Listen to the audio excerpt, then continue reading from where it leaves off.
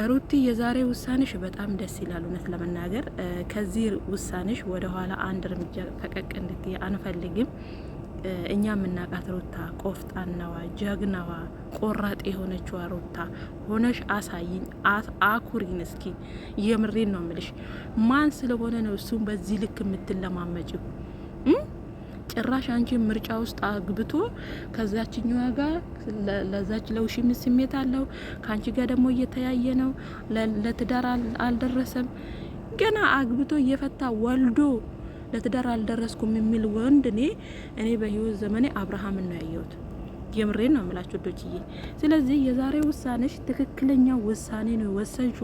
እንዳልሹ ቅራቂም በሆን ከቤት አውጥተሽ ወርውረሽለት እሱ ራሱ እዛች ቤት አንዲት እርምጃ እንዳይራመድ ልዑሌንም ማግኘት ከፈለገ በውጪ ላይ ማድረግ ትችያለሽ። ቡዜና ዴቭን ማውራት ማለት ውሃ ድንጋይ ላይ ውሃ እንደማፍሰስ ነው።